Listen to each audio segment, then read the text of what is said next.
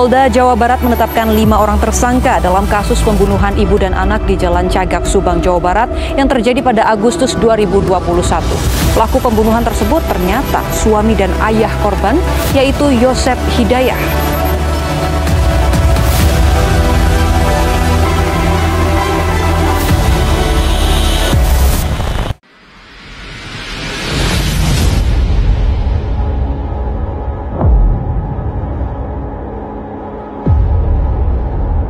Assalamualaikum warahmatullahi wabarakatuh. Yang saya hormati Bapak Dr. Tanto Budi Susilo, SSI, MSI, selaku dosen pengampu kimia analisis forensik.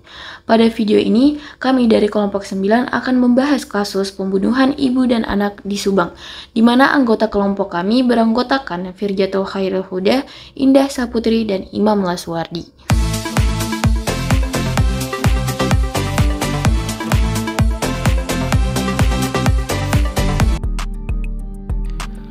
Korban pembunuhan yaitu Tuti Suhartini yang berumur 55 tahun dan Amalia Mustika Ratu yang berumur 23 tahun. Jasad kedua korban ditemukan dalam mobil jenis Alphard. Para pelaku atau tersangka pada kasus pembunuhan ini adalah Emram Danu alias Danu yang merupakan keponakan Tuti tetap di yayasan milik korban, Yosep Hidayah yang merupakan mantan suami korban, Mimin yang merupakan istri kedua Yosep, Abi dan Arigi Reksa Pratama yang merupakan anak dari Mimin. Adapun tempat kejadian perkara pada kasus ini yaitu di rumah korban yang terletak di Dusun Casuti, Jalan Cagak, Kecamatan Sagak, Subang.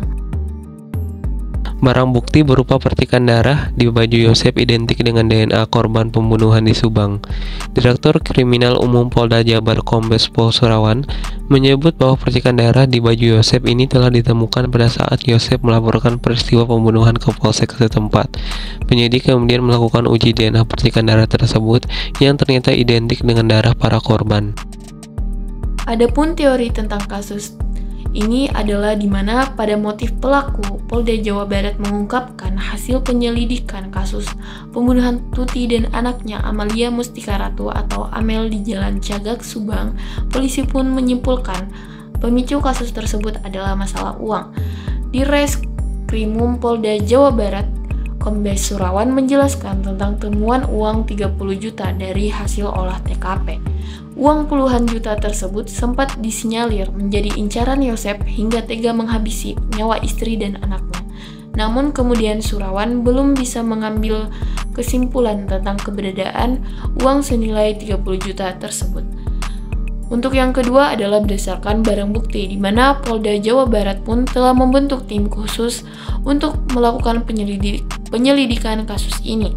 Sejumlah langkah-langkah penyelidikan diantaranya adalah olah TKP, autopsi, memeriksa ratusan saksi dan alat bukti, analisa terhadap kamera pengawas di sepanjang 50 km, hingga penyebaran sketsa wajah terduga pelaku.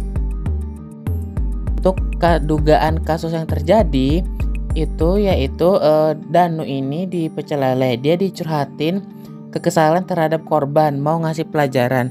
Nah, dugaan kami ini kecurigaan pada perencanaan pembunuhan sudah dilakukan jauh hari. Ia menyebut Yosep datang ke rumah korban bersama Danu dan meminta Danu menunggu di luar, sedangkan Yosep masuk ke area dalam rumah.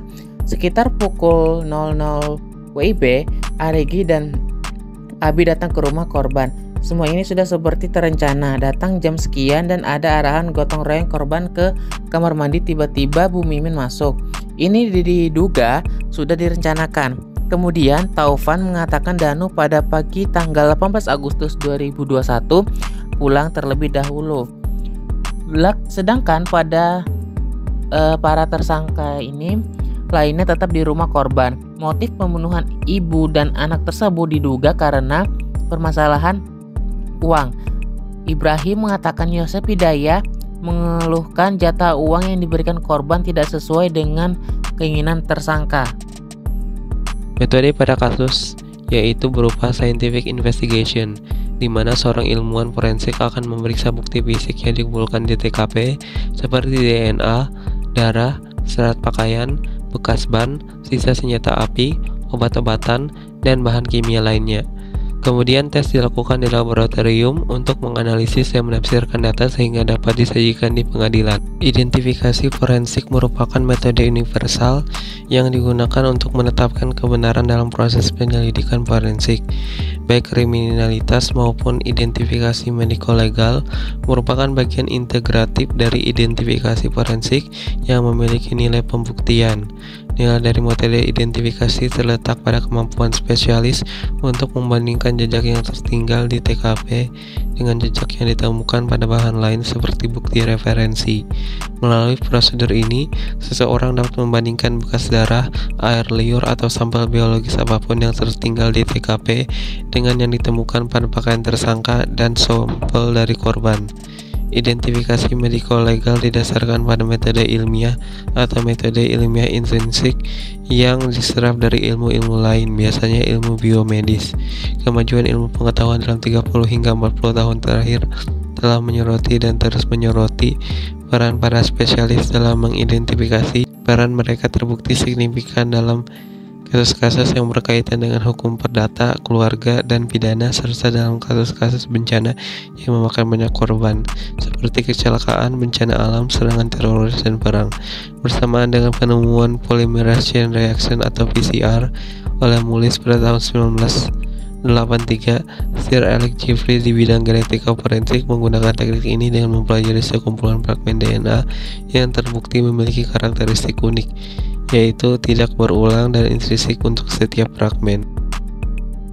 Ahmad Taufan, kuasa hukum M. Ramdhanu alias Danu, tersangka kasus pembunuhan ibu dan anak di Jalan Cagak, Subang, meyakini kliennya akan divonis rendah sebab Danu merupakan orang yang pertama membongkar kasus tersebut dan telah ditetapkan sebagai Justice Collaborator atau JC. Nah, kami meyakini dengan rekomendasi JC dari LPSK dan keterangan benar adanya, harapan kami Danu akan divonis hukuman rendah.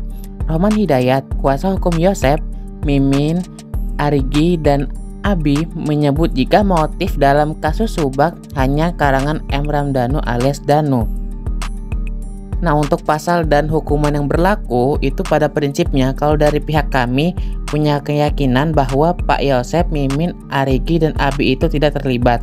Ya sah-sah saja penyidik menerapkan pasal itu sepanjang nanti berkasnya diterima ke Jati Jabar dan ujian sebenarnya itu kan nanti pada saat persidangan. Sebelumnya Polda Jabar menjerat para tersangka di kasus Subak dengan pasal 340, Junto pasal 338, Junto 55 dan 56 KUHP dengan ancaman hukuman mati, seumur hidup dan 20 tahun penjara.